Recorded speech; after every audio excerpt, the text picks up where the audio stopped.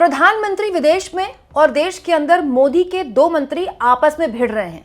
इस देश की सरकार ने भारत की अंतर्राष्ट्रीय छवि को कितना धूमिल कर दिया, आप सोचिए। भारत एक ऐसा राष्ट्र जो जब भी कोई बड़ा फैसला लेता उसको पूरी दुनिया देखती। आज हालत ये है कि भारत ने इतना बड़ा फैसला ले लिया और प्रधानमंत्री विदेश में है और दो मंत्री आपस में भिड़ रहे हैं। पूरी दुनिया देख रही होगी मोदी जी कि आपके विकसित भारत में सरकार में बैठे मंत्रियों को यही नहीं पता कि इतनी बड़ी डील जो आपने कर दी उसकी डिटेल्स क्या है। दोस्तों, भारत और अमेरिका की ट्रेड डील को लेकर भारत सरकार चाहे मीडिया का कितना भी इस्तेमाल कर ले, लेकिन ऐसे बहुत से सवाल हैं जिनके जवाब अब तक देश को नहीं मिले हैं और उन सवालों को देने से ये सरकार बड़ी इजीली बच रही है। दोस्तों, प्रधानमंत्री नरेंद्र मोदी इस वक्त विदेश दौरे पर हैं। आप जानते हैं वो 2 दिन के मलेशिया दौरे पर है। मलेशिया से वो वापस आते उससे पहले ही देश के अंदर उनके 2 मंत्री आपस में भिड़ रहे हैं। दोनों ही उनके बड़े प्रिय मंत्री हैं। एक है वाणिज्य मंत्री पीयूष गोयल और एक है विदेश मंत्री एस जयशंकर। एस जयशंकर साहब के लिए तो क्या ही कहें। दोस्तों, लाल लेजर लाइट वाली आंख लगाकर एस जयशंकर की न जाने कितनी रील सोशल मीडिया इंस्टाग्राम में वायरल है, लेकिन जब भी एस जयशंकर को अपने मोर्चे के मामले में जवाब देना पड़ता है तो वो यहाँ वहां की बातें करते हैं, मुद्दे पर बात नहीं करते। एग्जैक्टली इस बार उन्होंने अपनी सरकार की ऐसी ही खींचा लेदर की है। हालांकि पीयूष गोयल भी कोई कम नहीं है। एक्चुअली में स्थिति दोनों मंत्रियों ने ये दिखा दी कि दोनों को कुछ नहीं पता कि सरकार में चल क्या रहा है। आप जानते हैं दोस्तों, इस ट्रेड डील को लेकर पीयूष गोयल ने बाकायदा प्रेस कॉन्फ्रेंस की। ठीक है, प्रेस कॉन्फ्रेंस में उन्होंने कुछ मीडिया के सवालों के जवाब दिए और वहीं वो फंस गए। मीडिया ने, एक पत्रकार ने उनसे सवाल पूछ लिया कि ट्रेड डील की डिटेल्स तो आप बता रहे हैं, इसकी तारीफ भी कर रहे हैं, लेकिन ये बताइए कि क्या रूस से तेल खरीदना आपने बंद कर दिया? भाई यही सबसे इंपॉर्टेंट सवाल है ना। दोस्तों, अमेरिका के राष्ट्रपति ट्रंप अपनी जीत इस लेवल पर दिखा रहे हैं पूरी दुनिया में कि देखिए, रूस को सबसे ज्यादा तेल खरीदकर एक तरह से फंड कर रहा था भारत। ठीक है, यही बोल रहे थे ना वो भारत के लिए, भारत को इस तरह का ही दोषी मान रहे थे ना कि ये जो पूरी युद्ध हो रहा है इसको फंडिंग जो है वो चीन और इंडिया कर रहे हैं, इसीलिए देखिए हमने इंडिया पर टैरिफ लगा दिया और अब क्योंकि इन्होंने रूस से तेल खरीदना बंद कर दिया इसीलिए हमने टैरिफ कम किया है। तो यही सवाल वाणिज्य मंत्री प्रेस कॉन्फ्रेंस करने आए थे तो उनसे पूछ लिया गया। जानते हैं उन्होंने क्या जवाब दिया? हमें तो पता ही नहीं, विदेश मंत्रालय से पूछिए। Major announcements include free trade and Russian oil announced by Donald Trump. Could you join? I mean, they have said it so many times, the MEA will respond to that. दोस्तों, कितने शर्म की बात है। आप जिस ट्रेड डील के लिए प्रेस कॉन्फ्रेंस करने आ रहे हैं, आप अपनी जिम्मेदारी किस पर डाल रहे हैं? एस जयशंकर पर डाल रहे हैं। मुझे नहीं पता, तो आप ट्रेड डील पर प्रेस कॉन्फ्रेंस करने क्यों आ रहे हैं? ट्रेड डील की जो प्रमुख बातें हैं उसमें सबसे इंपॉर्टेंट बात तो यह है जो भारत के हित में थी कि हम रूस से सस्ता तेल खरीद रहे थे। आपको पता ही नहीं है तो आप प्रेस कॉन्फ्रेंस क्यों करने आ रहे हैं? आप उनको प्रेस कॉन्फ्रेंस करवाइए जिनको पूरी जानकारी है। वहीं दूसरी ओर 2-3 दिन पहले मैंने आपको एक खबर दिखाई थी जिसमें विदेश मंत्री एस जयशंकर से यही सवाल पूछा गया था। आपको पता है दोस्तों, सबसे पहले ट्रंप ने ट्वीट किया अपने सोशल मीडिया ट्रुथ में इस ट्रेड डील के बारे में, फिर मोदी जी ने ट्वीट किया, उसके बाद बताया गया कि अभी तो फ्रेमवर्क आया ही नहीं है, फिर 2-3 दिन इसी में निकल गए। तो वो शुरुआती तौर में जब फ्रेमवर्क नहीं आया था और यहां पर बस मोदी जी के नारे लगने शुरू हो गए थे, कुछ नहीं पता था ट्रेड डील की डिटेल्स, अमेरिका से ही डिटेल्स आ रही थी, उस वक्त एस जयशंकर से एक पत्रकार ने सवाल पूछ लिया। तो एस जयशंकर ने ये बोला, मुझे तो पता ही नहीं है, सारी ट्रेड डील की डिटेल्स तो वाणिज्य मंत्री पीयूष गोयल को ही पता है, वही डील कर रहे थे। सोचिए, 2-3 दिन पहले विदेश मंत्री से सवाल पूछा गया तो उन्होंने कह दिया मुझे डिटेल्स नहीं पता, वाणिज्य मंत्री से पूछिए। अब वाणिज्य मंत्री से पूछा गया तो कह रहे मुझे डिटेल्स नहीं पता, एस जयशंकर से पूछिए, मतलब विदेश मंत्री से पूछिए। मतलब क्या मजाक बना दिया ये, देश का क्या मजाक बना दिया ये तो वही बात होगी कि आप किसी सरकारी दफ्तर में जाइए तो एक बाबू कहता है मेरे को नहीं पता, उस जगह फाइल ले जाओ, फिर वहां ले जाए आदमी फाइल तो वो कहता है मेरे को नहीं पता, उस जगह ले जाओ, आम आदमी फाइल लेके यहां वहां भटकता रहता है। ये सरकारी दफ्तरों में होता है और अब ये भारत सरकार में हो रहा है। सोचिए, इतनी बड़ी ट्रेड डील है और उस पर इतना बड़ा पॉइंट है कि क्या रूस से आपने तेल खरीदना बंद कर दिया अमेरिका की धमकी के बाद? ना हाँ बोल रहे ना बोल रहे, एक दूसरे पर जिम्मेदारी डाल रहे हैं और प्रधानमंत्री कहाँ है? विदेश में। यह हालत है दोस्तों इस देश की सरकार के मंत्रियों की। क्यों? क्योंकि किसी को कुछ पता ही नहीं है, कि किसी को कुछ बोलने की आजादी ही नहीं है। जो लिखा हुआ आता है पीएमओ से पढ़ दिया जाता है, उसी पर प्रेस कॉन्फ्रेंस कर दी जाती है। किसी को कुछ नहीं पता है कि क्या हो रहा है। जब ट्रेड डील का ऐलान ट्रंप ने किया उसके बाद ही कृषि मंत्री को सामने आकर प्रेस कॉन्फ्रेंस करनी चाहिए थी सबसे पहले कि हमने कृषि क्षेत्र को संरक्षित किया है। अब दोस्तों शिवराज सिंह चौहान मीडिया में बयान देते फिर रहे हैं। मतलब मंत्रियों को तब बोलने का मौका दिया जाता है और उतना ही बोलने का मौका दिया जाता है जितना कि पीएमओ कहता है, और प्रधानमंत्री की क्या हालत है, वो विदेश में है। ये तब है दोस्तों जब अभी 3 दिन पहले एनएसए अजीत डोभाल को लेकर खबर आ गई।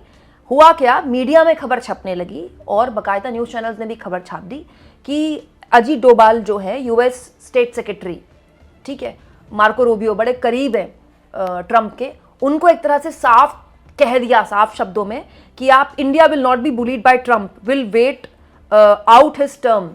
मतलब हम जो हैं आपकी बुली बर्दाश्त नहीं करेंगे, जिस तरह से आप हमारे साथ बिहेव कर रहे हैं हमें बर्दाश्त नहीं करेंगे। हेडलाइन चल गई, अजीत डोभाल ने सख्त लहजे में मार्को रूबियो को सुना दिया और ये हो गया और वो हो गया। आप जानते हैं उसके अगले दिन क्लैरिफिकेशन आ गया कि नहीं, ब्लूमबर्ग की रिपोर्ट का हम खंडन करते हैं, हमारी तो कोई मुलाकात ही नहीं हुई, कोई सीक्रेट मीटिंग नहीं हुई, अजीत डोभाल ने कुछ नहीं किया।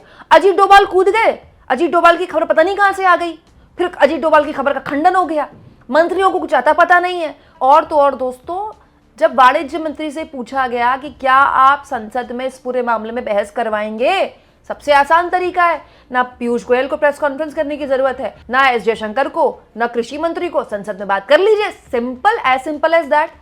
तब भी प्रेस कॉन्फ्रेंस में वाणिज्य मंत्री पीयूष गोयल कहते हैं कि अब संसद में बहस कराना ये हमारा काम तो नहीं है, वो तो मतलब आगे डिसाइड होगा, लेकिन हर चीज पर तो बहस नहीं की जा सकती ना।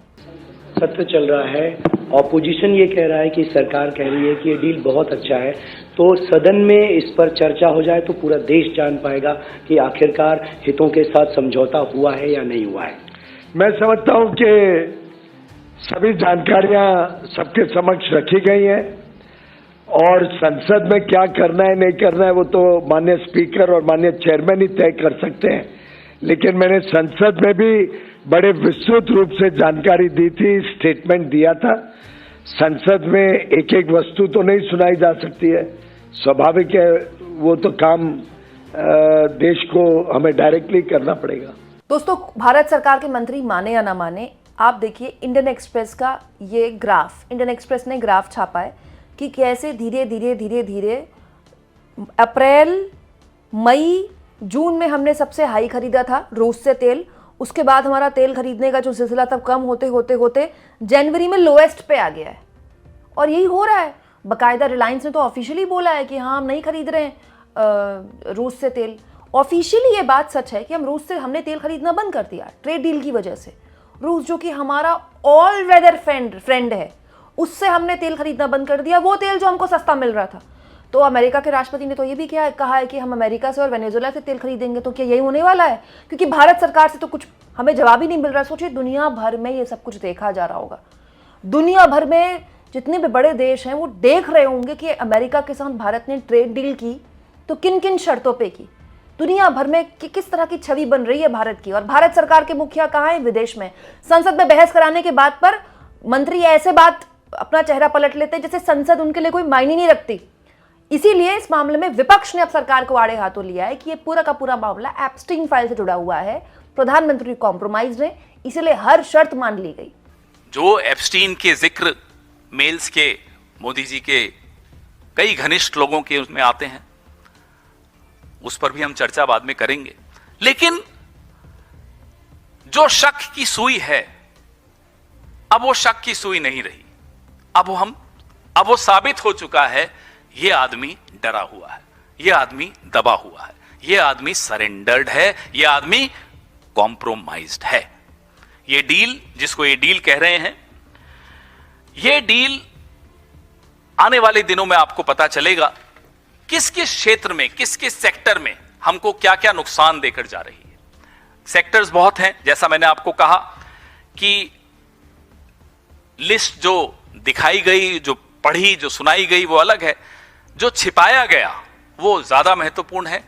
हम उम्मीद करते हैं कि आप लगातार रोज किसानों के हित के सवाल, इस देश के जो लघु उद्योग हैं उनके हित के सवाल पूछ के जवाब अमेरिका से नहीं, जवाब पीयूष गोयल से। आज मैं सुन रहा था अपने साथियों में से कोई उनको रशियन ऑयल के विषय में पूछा तो बोले साहब वो मैं नहीं बताऊंगा, वो फॉरेन मिनिस्टर बताएंगे।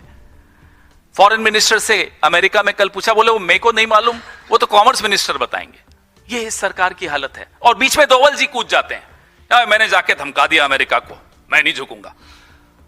और डोवल जी कूदते हैं श्रेय लेने के लिए एक ऐसी डील का जिसका श्रेय किसी को नहीं लेना चाहिए।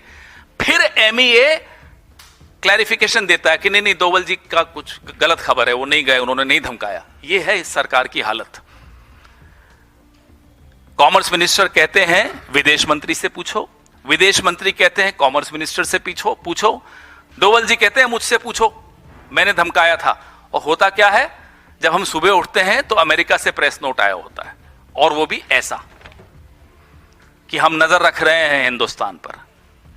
ये डील इस देश के साथ, इस देश के करोड़ों लोगों के साथ, इस देश की एक समृद्ध विरासत है, विदेश नीति की एक विरासत है, उसके साथ एक बहुत बड़ा विश्वासघात है।